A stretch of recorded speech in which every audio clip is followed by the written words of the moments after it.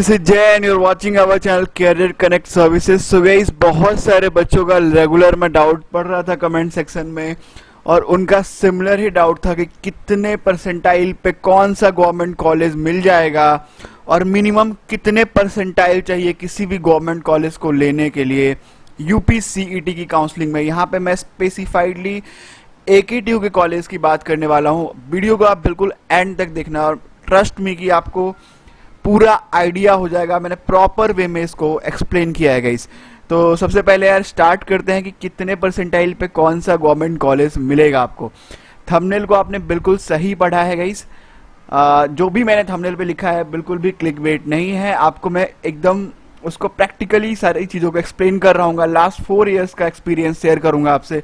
जब से online counselling start हुई है तब से मैं लोगों को काउंसलिंग प्रोसेस में गाइड कर रहा हूँ गाइस। तो सबसे पहले स्टार्ट करते हैं अपना जो यहाँ पे मैं 16 कॉलेज को लेके आया हूँ। तो 16 कॉलेज में कट ऑफ जो भी गवर्नमेंट कॉलेज हैं जो मेरे समझ से बहुत ठीक ठाक कॉलेज हैं उनके ऊपर मैं कंप्लीट बात करूँगा। तो सबसे पहले बात करेंगे टॉप 10 गवर्नमेंट कॉलेज को बढ़ा देते हैं, 16 कर दिया है फिलहाल मैंने। तो नंबर 1 पे जिस कॉलेज को हमने रखा है institute of engineering and technology IT Lucknow. यहाँ पे मैं एकेटीयू की कॉलेज की बात कर रहा हूँ, मैंने ऑलरेडी एकेटीयू बोल दिया था गाइस। हाँ, तो नंबर 1 पे हमने रखा है, उसका नाम है आईटी लखनऊ। अब आईटी लखनऊ की अगर आप बात कर लो तो आईटी में आप जानते हो कि कट ऑफ काफ़ी हाई रहने वाला है। किनकी? सीएसई, आईटी और ईसीई ब्रांच की। अगर हम कंप्यूटर साइंस स्पेसिफाइड ब्रांच की बात करें तो 97 परसेंटाइल के आसपास कट ऑफ जाएगा। अगर आपकी रैंक वर्सेस परसेंटाइल की बात करें तो 24,000 के नियर बाई से लेके 30,000 के आसपास अगर आपकी रैंक रहेगी तभी आपको यहाँ पे कंप्यूटर साइंस मिलेगी, नहीं तो नहीं मिलेगी। इसका कंप्यूटर साइंस का कट ऑफ काफ़ी ज़्यादा जाता है गाइस। अगर हम आईटी इंफॉर्मेशन टेक्नोलॉजी की बात करें तो अगेन थोड़ा सा ही डिफरेंस है, बहुत मिनिमम सा डिफरेंस आएगा सीएसई और आईटी के बीच में। अगर हम ईसी की बात करें गाइस तो 95 परसेंटाइल, ये भी इसका कट ऑफ बहुत ज़्यादा जाता है। अगर हम ईसी ब्रांच की बात करें तो ये टॉप 3 ब्रांचेस ट्रेंड में रहने वाले हैं। और यहाँ पे एक ब्रांच और भी है इंस्ट्रूमेंटेशन वाला, तो वो भी अराउंड यही रहेगा। अब यहाँ पे मैकेनिकल, सिविल और केमिकल इंजीनियरिंग की बात कर ले यहाँ पे तो ये अनप्रेडिक्टेबल रहने वाले हैं। मैं ये क्यों कह रहा हूँ कि अनप्रेडिक्टेबल रहने वाले हैं? अगर हम केमिकल इंजीनियरिंग की बात करें तो अगर हम लास्ट ईयर की बात करें तो काफ़ी सारी सीटें, अराउंड 20 सीट्स इसकी वैकेंट हो गई थी स्पॉट राउंड की काउंसलिंग में। उससे पहले जो लास्ट ईयर की काउंसलिंग 2019 में 30 के आसपास सीटें वैकेंट हो गई थी। तो इसमें आपकी रैंक मैटर नहीं करती ज़्यादा। अगर आपकी रैंक ज़्यादा भी है तब भी चांसेस हैं कि आपको केमिकल इंजीनियरिंग आईटी लखनऊ की मिल जाएगी। बहुत ज़्यादा रैंक पे भी मैंने केमिकल इंजीनियरिंग बच्चों को दिलवाया है और उनको लेते देखा है। तो आप देख सकते हो कि प्रॉपर काउंसलिंग की आपको यहाँ पे नीड है गाइस। तो ये अनप्रेडिक्टेबल रहेगा। अब हम अपने सेकेंड नंबर के कॉलेज के ऊपर बात कर लेते हैं। जो सेकेंड नंबर पे हमने जिस कॉलेज को रखा है वो Kamla Nehru institute of technology KNIT Sultanpur की बात कर ले। अगेन काफ़ी ठीक ठाक कॉलेज है। गवर्नमेंट की बात करें तो फीस स्ट्रक्चर की बात कर लें तो आईटी की जो फीस स्ट्रक्चर थी, जो ऊपर आईटी की फीस स्ट्रक्चर थी अराउंड 1 लाख के आसपास आपको पड़ेगी, 1,20,000 के आसपास पड़ेगी। गवर्नमेंट कॉलेज है लेकिन इनका फीस स्ट्रक्चर जो है वो थोड़ा ज़्यादा है गाइस, ठीक है। तो ऐसा मत समझना कि गवर्नमेंट कॉलेज है तो आईटी की फीस स्ट्रक्चर कम है। आईटी की फीस स्ट्रक्चर अराउंड आपको 1,20,000 के आसपास पड़ेगी, including your hostel and mess charges. अगर हम कमला नेहरू इंस्टीट्यूट ऑफ टेक्नोलॉजी की बात करें तो इसमें भी जो सीएसई रहेगा वो टॉप मोस्ट पे काफ़ी ज़्यादा कट ऑफ देगा। ये आईटी को टक्कर देता हुआ नजर आएगा, ठीक है। केएनआईटी सुल्तानपुर का जो सीएसई है, इनफैक्ट आईटी ब्रांच की बात करें तो 96 से 95 परसेंटाइल पे ये बंद हो जाएगा। ईसी भी बहुत ज़्यादा 94 से 93 परसेंटाइल पे आपको देख सकते हो। कोर ब्रांचेस में फिर बता दूं अनप्रेडिक्टेबल रहेंगे। इसमें भी चांसेस बहुत ज़्यादा प्रोबेबिलिटी है कि आपको लो रैंक पे भी, लो परसेंटाइल पे भी बड़े ईजिली कोर ब्रांचेस मिल पाएंगे।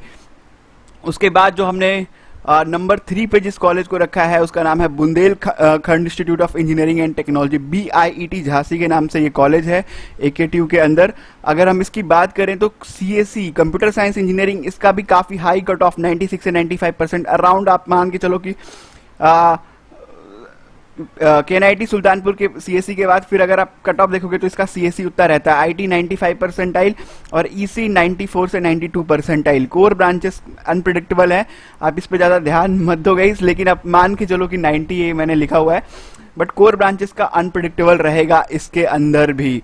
चलते हैं नेक्स्ट फोर्थ कॉलेज के ऊपर, उसके बारे में डिटेल में बात करेंगे। इसका फी स्ट्रक्चर भी अराउंड थोड़ा कम है कि 90 और उससे तो 90 के आसपास, 90K के आसपास आपको टोटल फी स्ट्रक्चर पड़ेगा इसका, ठीक है, इंक्लूडिंग ऑल थिंग्स, राइट।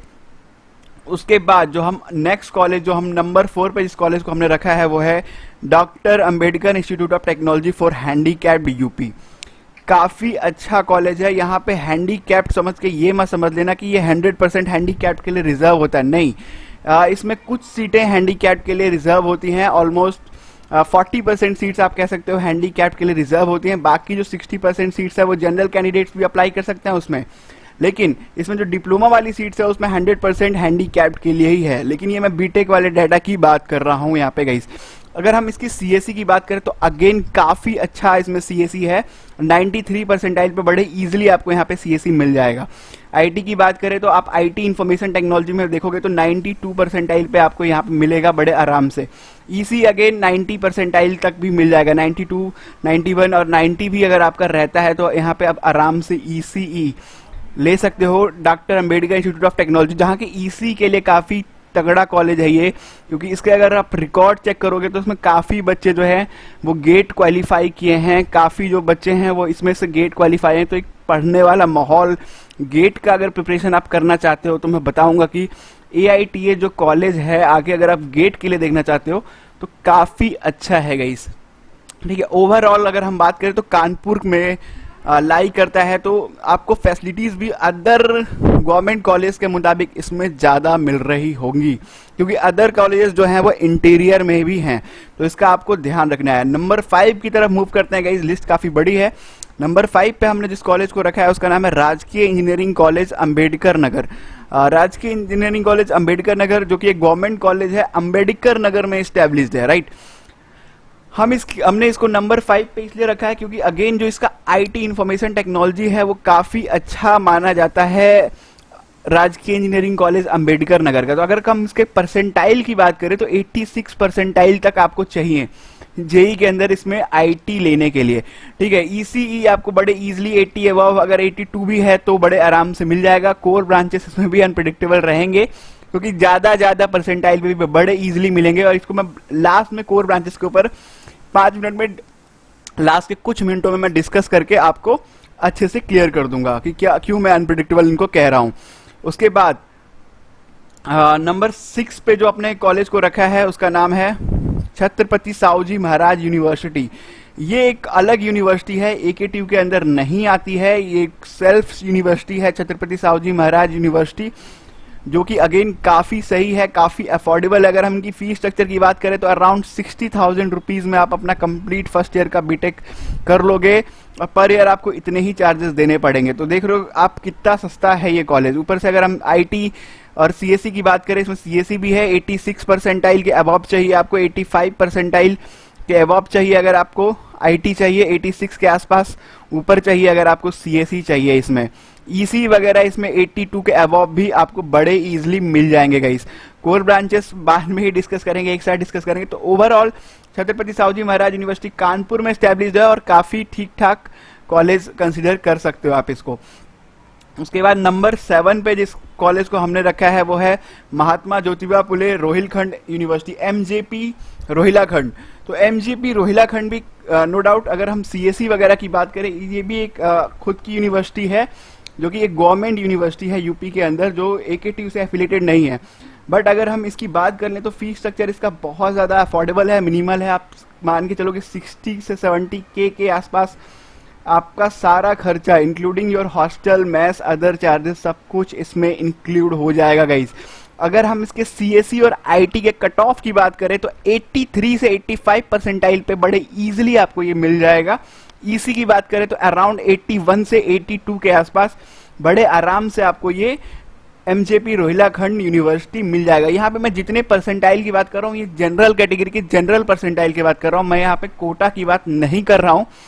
तो अगर आप जनरल से उसको कंसिडर कर पा रहे हो तो वो ज़्यादा बेटर होगा गाइस। अगर OBC SC ST के लिए है तो इसके लिए स्पेसिफाइड आपके थोड़े लो भी रहे तो भी आपको बड़े इजीली ये मिलेगा। नंबर 8 पे जिसको हमने रखा है वो है राजकीय इंजीनियरिंग कॉलेज बांडा, ठीक है। तो राजकीय इंजीनियरिंग कॉलेज बांडा की बात करें तो गाइज इसमें सीएससी कंप्यूटर साइंस नहीं है। काफ़ी सारे राजकीय इंजीनियरिंग कॉलेज में कंप्यूटर साइंस नहीं है, लेकिन इंफॉर्मेशन टेक्नोलॉजी आईटी अगर आप लेना चाहते हो और आप चाहते हो कि अफोर्डेबल कॉलेज आपको मिल जाए जिसका फीस 60,000 के आसपास है, 50 से 60,000 पर ईयर आपको पड़ेगा इसका फीस स्ट्रक्चर, जिसमें हॉस्टल वगैरह चार्जेस भी इंक्लूड रहते हैं गाइज।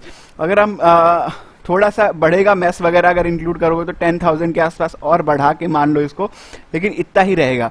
अगर मैं स्टूडेंट फीडबैक की बात करूं, काफ़ी सारे स्टूडेंट जो इसमें पढ़ रहे हैं मेरे लास्ट ईयर के, जो उन्होंने काउंसलिंग ली थी या उससे पहले वाले बच्चे, आपके सीनियर्स कह सकते हो, वो कहते हैं कि ठीक ठाक कॉलेज है। अगर आपको गवर्नमेंट एग्जाम की प्रिपरेशन करनी है, आगे अच्छा देखना है, प्लेसमेंट पॉइंट ऑफ व्यू से ये कॉलेज ज़्यादा सही नहीं है। मैं पहले बता दूं कि अगर आप इनको प्राइवेट टॉप कॉलेज से कंपेयर करोगे तो प्लेसमेंट वाइज नहीं है, बट हाँ अगेन आप फीस स्ट्रक्चर से कंपेयर करो, प्लस आप फैसिलिटीज से कंपेयर करो और एक गवर्नमेंट कॉलेज के बेनिफिट से कंपेयर करो तो काफ़ी ठीक ठाक कॉलेज ये माने जाते हैं।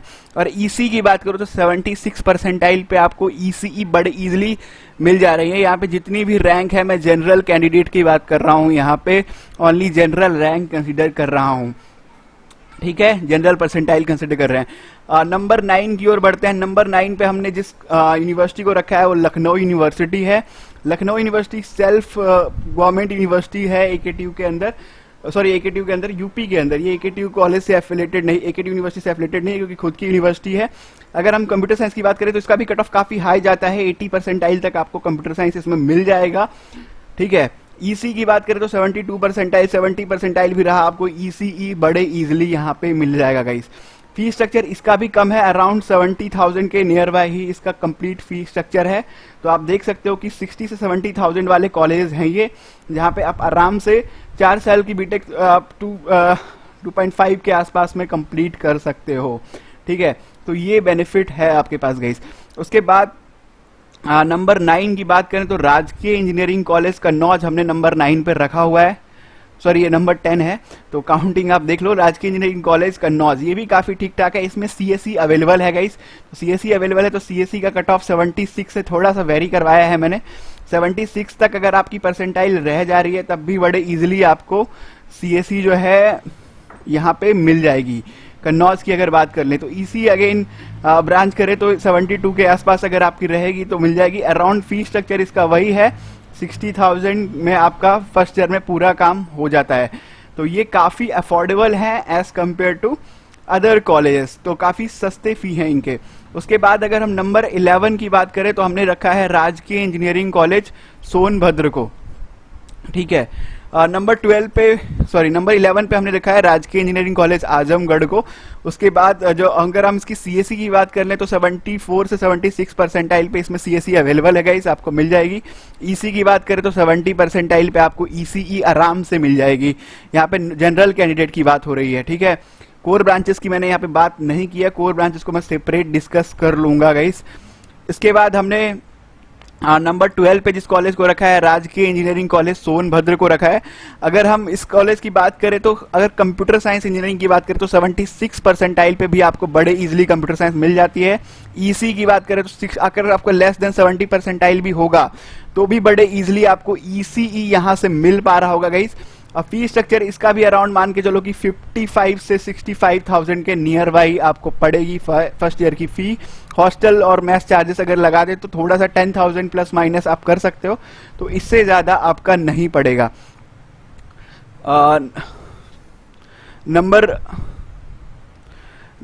नंबर 13 पे अगर हम बात करें तो बुंदेलखंड यूनिवर्सिटी जो कि झांसी में स्टैब्लिश्ड है।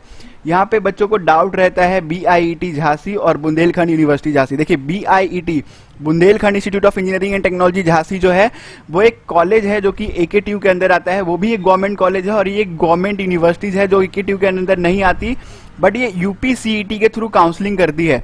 इसमें कंप्यूटर साइंस अवेलेबल है, ईसी अवेलेबल है, कोर ब्रांचेस अवेलेबल है। इसका जो फीस स्ट्रक्चर है वो भी कम है, अराउंड आप 80,000 के आसपास इसका फीस स्ट्रक्चर मान के चलो, ठीक है। इतने में ही आपका काम हो जाएगा, 80,000 के आसपास मान के चलो। गवर्नमेंट कॉलेज है, सीएससी का कट ऑफ इसका ठीक ठाक जाता है, पर आप मान के चलो कि 60 परसेंटाइल से अबव अगर आपका है तो यहाँ पे चांसेस हैं आपको सीएससी मिल जाएगा गाइस। तो ये चीज़ आपको ध्यान रखनी है, अगर 60 परसेंटाइल से अबव आपने स्कोर किया है तो सीएससी यहाँ पे मिल जाएगा, ठीक है। नंबर 14 की तरफ चलते हैं। नंबर 14 पे हमने जिस कॉलेज को रखा है वो है राम मनोहर लोहिया अवध यूनिवर्सिटी। राम मनोहर लोहिया अवध यूनिवर्सिटी की बात करें तो इसमें CSE EC कोर ब्रांचेस सारे अवेलेबल हैं। ये भी ठीक ठाक एक यूनिवर्सिटी है जो कि गवर्नमेंट यूनिवर्सिटी है, जो कि AKTU के अंदर नहीं आती है। इसका भी फीस स्ट्रक्चर अगर हम देखा जाए तो काफ़ी कम है, अराउंड 60 से 70,000 के बीच में ही ये फीस स्ट्रक्चर, लगभग जो फीस स्ट्रक्चर है वो इतना ही पड़ेगा आपको। और ओवरऑल अगर हम देखा जाए तो ठीक ही है कॉलेज। तो अब डिपेंड करता है। उसके बाद जो हमने टॉप 15 में 15 नंबर पे जो लास्ट में रखा है वो डॉक्टर भीमराव अंबेडकर यूनिवर्सिटी आगरा को रखा हुआ है। ठीक है, अगर आपकी 50 परसेंटाइल के अबव भी है तब भी आपको बड़े इजीली इसमें CSE मिल जाएगा इस 50 से 55 60 परसेंटाइल मान के चलो, ये इसकी रेंज रहने वाली है। यहाँ पे आपको बड़े आराम से CSE मिल जाएगा, ECE भी मिल जाएगा 50 के अबव अगर आपकी परसेंटाइल है तो। कोर ब्रांचेस के भी अच्छे खासे चांसेस है। अगर हमको अभी हमने कोर ब्रांचेस इंक्लूड नहीं किए, मैंने बताया कि कोर ब्रांचेस को मैं लास्ट में डिस्कस करूंगा। अब देखिएगा इस कोर ब्रांचेस में क्या होता है।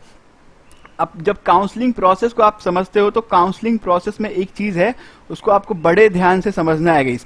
काउंसलिंग प्रोसेस में एक चीज है कि आप जो है फर्स्ट राउंड की काउंसलिंग करते हो, सेकंड राउंड की काउंसलिंग जैसे ही करोगे, सेकंड राउंड की काउंसलिंग के बाद विड्रॉल आएगा। अब विड्रॉल का मतलब क्या होता है, जिनको फर्स्ट राउंड में जो सीट मिल गई, सेकंड राउंड में वो गए, सेकंड राउंड में उनको कहीं और किस AKTU से मान के चलिए उनको छोड़ना है, UPCET से छोड़ना है, उनको जोसा की काउंसलिंग में कोई अच्छा कॉलेज मिल रहा है तो वहां पे विड्रॉल होता है और वो जो सीट्स होती हैं वैकेंट हो जाती है।